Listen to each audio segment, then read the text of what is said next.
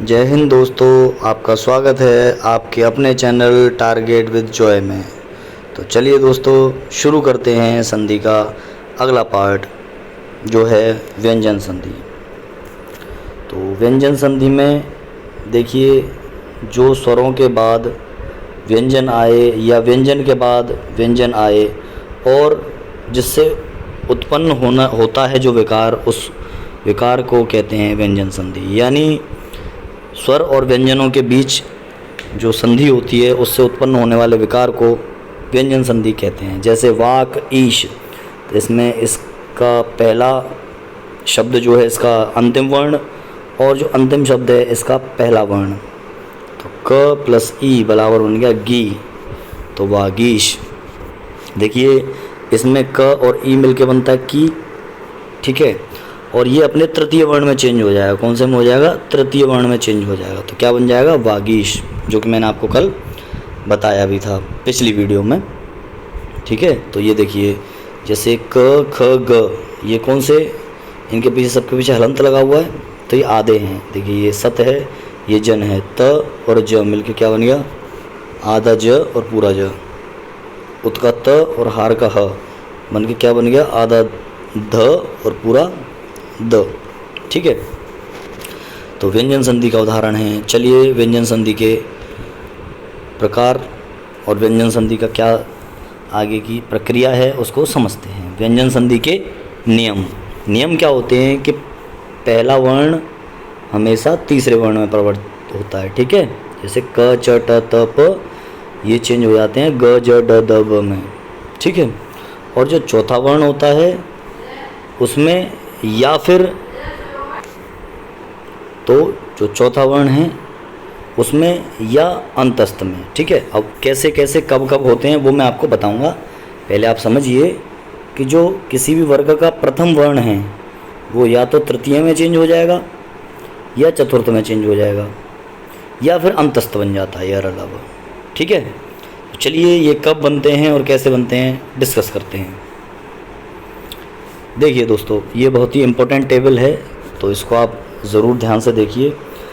जैसे कि क का ग में कब परिवर्तित होता है। देखिए दिक प्लस गज दिग्गज, दिक प्लस अंत दिगंत, दिक प्लस विजय दिग्विजय, और वाक प्लस ईश वागीश। इस कंडीशन में चेंज होता है, ठीक है। चलिए आगे देखते हैं। च का ज में कब परिवर्तन होता है? अच प्लस अंत अजंत, अच प्लस आदि अजादि। देखिए मैंने जो आपको ये उदाहरण दे रखे हैं, आप खाली इन उदाहरण की भी अगर प्रैक्टिस कर लो ढंग से तो पेपर में मेरा यकीन मानिए इससे बाहर नहीं पूछ सकता, ठीक है। ट और ड मिलके बनते हैं, ट का सॉरी ड में हो जाता है। जैसे षट प्लस आनंद षडानंद, षट प्लस रिपु षड्रिपु। त का द में कन्वर्ट हो जाता है, कब होता है? भगवत प्लस भजन भगवत भजन, उत प्लस योग उद्योग, सत प्लस भावना सद्भावना, सत प्लस गुण सद्गुण, ठीक है। और प का ब में कैसे? अप प्लस ज अब्ज। अप मतलब होता है पानी, और पानी से जो जन्मा है उसे कहते हैं अब्ज, मतलब कमल। अप प्लस धी, अप मतलब पानी, पानी को धारण करने वाला, अब्ध हो गया समंदर। सुप प्लस अंत सुबंत, ठीक है। चलिए अगली स्लाइड पे चलते हैं।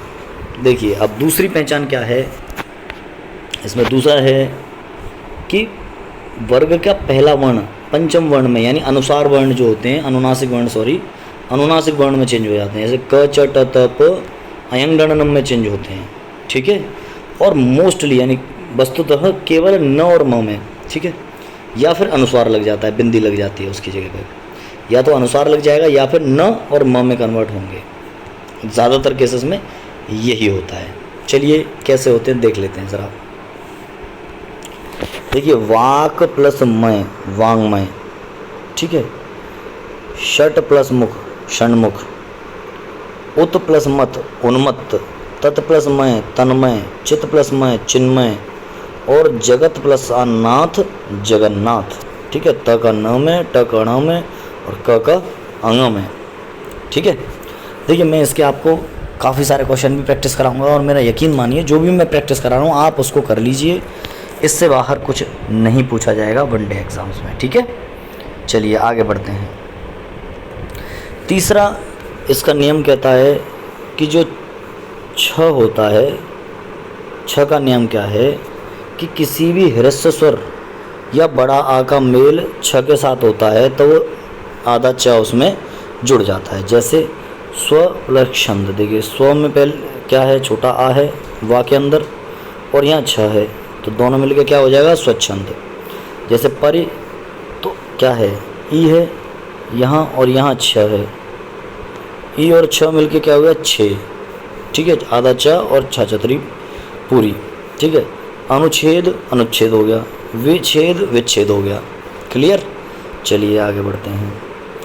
त का कैसे कन्वर्जन होता है, त का कन्वर्जन भी देख ले रहे हैं। ठीक है, तो त का कन्वर्जन कैसे होता है, त का कन्वर्जन जब होगा जब त के बाद च आ जाए या छ आ जाए, तो त किस में चेंज हो जाता है, च में चेंज हो जाता है। ठीक है, जैसे उत प्लस चारण उच्चारण, उत प्लस चरित्र उच्चरित्र, जगत प्लस छाया जगत छाया, सत प्लस चरित्र सच्चरित्र। ठीक है, यानी या तो च छ के बाद में क्या आ जाए, सॉरी त के बाद में च या छ में से कोई आ जाए तो आधा च बन जाता है ता की जगह। ठीक है, चलिए अगला नियम देख लेते हैं। इसका सेकंड पार्ट है त का ज में कब कन्वर्जन होता है। त का यदि ज और झ हो तो क्या बन जाता है, जैसे सत प्लस जन सज्जन आधा ज बन गया, जगत प्लस जननी जगत जननी आधा ज बन गया, विपत जाल में विपत जाल हो गया। यानी कि त के बाद में ज और झ आ जाए तो क्या बनेगा, त के बाद ज और झ आता है तो बनता है त और ज। ठीक है, तो आधा ज बन जाएगा। देख लीजिए आप, इनमें देखिए ये जितने भी हैं सभी में त के बाद ज या झ आया है, आया कि नहीं आया, तो आधा ज और पूरा ज बना है। देखिए बना है कि नहीं बना। ठीक है, चलिए अब त का अगर कन्वर्जन होता है तो अब कैसे होगा, ट और ड आने के बाद, जैसे बृहत प्लस टीका, तो देखिए आधा टा बन गया, उत प्लस डयन आधा डा बन गया। क्लियर। और ये दोनों जो हैं रिपीट हुए हैं यूपीटर प्लस सी के एग्जाम्स में। चलिए आगे बढ़ते हैं। त के बाद क्या आ रहा है, ल आ रहा है, तो क्या बनेगा, आधा ला हो जाएगा फिर। ठीक है, जैसे उत प्लस लास उल्लास आधा जा हो गया, आधा ला हो गया सॉरी। तत् प्लस लीन तल्लीन आधा ल, उत प्लस लेख उल्लेख आधा ल। ठीक है, चलिए त के बाद अगर श आता है तालब्य श, तो ये च में बदल जाता है, आधे च में। ठीक है, आधे च में बदल जाता है और श की जगह क्या बन जाता है, छ छतरी वाला छ। ठीक, जैसे उत प्लस श्वास उच्छ्वास, सत प्लस शास्त्र सच्छास्त्र। ठीक है ना, तत् प्लस छाया तत्छाया, इस तरीके से। क्लियर।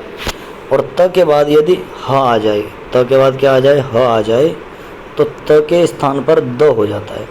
कैसे हो जाता है, जैसे तत् प्लस हित तद्दित, उत प्लस हार उद्धार, उत प्लस हार उद्धार, उत प्लस हत उद्दत, उत प्लस हृत उद्धृत। क्लियर। चलिए आगे चलते हैं।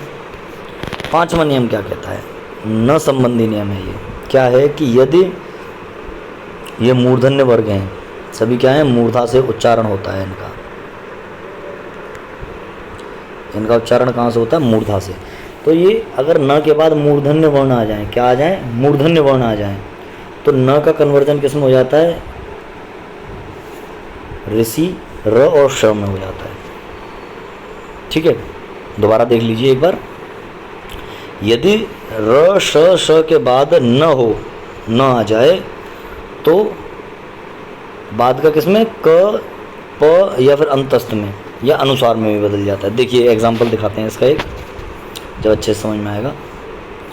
देखिए जैसे परि प्लस नाम, तो क्या बन जाएगा, अण बन जाएगा। प्ल प्लस नाम प्रणाम, त्रिश प्लस ना तृष्णा, देख रहे हो, अण बन जाता है। अगर ना आ जाता है इनके बाद, किसके बाद आ जाता है, ऋषि। देखिए ऋषि के बाद, र के बाद और श के बाद, ये मूर्धन्य है। ठीक है, इन तीनों मूर्धन्य के बाद अगर ना आता है तो किस में चेंज हो जाता है वो, तो वो अण में चेंज हो जाता है। ये देखिए सभी में अण आ रहा है, राम प्लस अयन रामायण। ठीक है, ठीक है, नार प्लस अयन नारायण, भूष प्लस अन भूषण, मर प्लस अन मरण, त्रिश प्लस ना तृष्णा, प्र प्लस मान प्रमाण, प्र प्लस ना, ठीक है ना, प्र प्लस नाम प्रणाम। क्लियर। चलिए आगे बढ़ते हैं। छठवां नियम माँ के संबंध में, जैसे माँ का मेल अगर क से माँ तक किसी भी स्पर्श व्यंजन से होता है, किससे होता है? स्पर्श, माय मिस्टेक, किसी भी स्पर्श व्यंजन से होता है अगर, तो क्या बन जाता है स्पर्श व्यंजन का? चलिए देखते हैं। तो वो पंचमाक्षर यानी अनुस्वार बन जाता है। मैंने आपको बताया था अनुस्वार में भी चेंज हो जाते हैं। कैसे? सम प्लस कलन तो संकलन हो गया, देखिए बिंदु पर लगी हुई है। सम प्लस गति संगति हो गया। सम प्लस चय संचय। परम प्लस तु परंतु। सम प्लस पूर्ण संपूर्ण, देखिए सभी के ऊपर बिंदी लगी हुई है, अनुस्वार में चेंज हो गया। क्लियर? दूसरा नियम कहता है यदि म के बाद यर लव श यानी क्या आ जाते हैं? ऊष्म आ जाते हैं, या तो कैसे? ऊष्म या फिर अंतस्थ, ठीक है, या फिर क्या आ जाते हैं? अंतस्थ। ऊष्म या अंतस्थ आ जाते हैं तो किस में कन्वर्ट हो जाता है? म का बिंदी में कन्वर्ट हो जाता है। किस में हो जाता है? अनुस्वार में। बिंदी मतलब अनुस्वार में, ठीक है। जैसे सम प्लस योग संयोग, सम प्लस रक्षक संरक्षक, सम प्लस लोप संलोप, सम प्लस लाभ संलाप, सम प्लस विधान संविधान, सम प्लस शयन संशयन, सम प्लस सार संसार, सम प्लस हार संहार, ठीक है। यानी ऊष्म या अंतस्थ में से कोई सा भी आ जाता है। यर लव शशह म के बाद में कोई सा भी आ जाए ऊष्म और अंतस्थ में से, तो किस में कन्वर्ट हो जाएगा? अनुस्वार में। बिल्कुल सही। चलिए आगे बढ़ते हैं। तीसरा देख ले रहे हैं इसका। माँ के बाद अगर माँ आ जाए तो क्या होगा?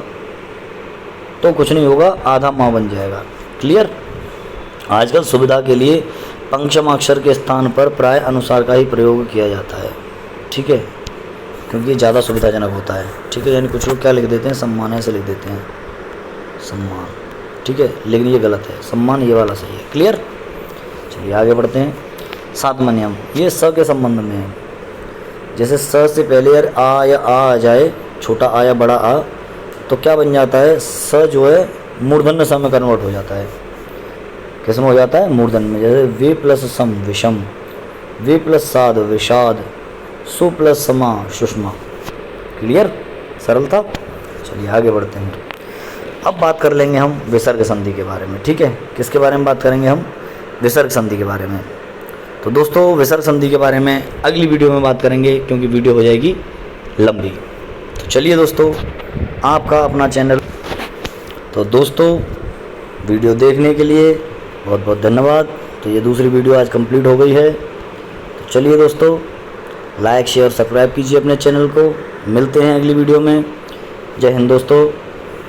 और ये देखिए, आप अपने चैनल को ज़रूर सब्सक्राइब कीजिए ऐसी अच्छी वीडियो पाने के लिए। और ये सारे एग्ज़ाम्स के लिए ये हिंदी का बहुत ही इम्पोर्टेंट सीरीज़ चल रही है, तो प्लीज़ इसको ज़रूर देखिए। जय हिंद दोस्तों, मिलते हैं अगली वीडियो में।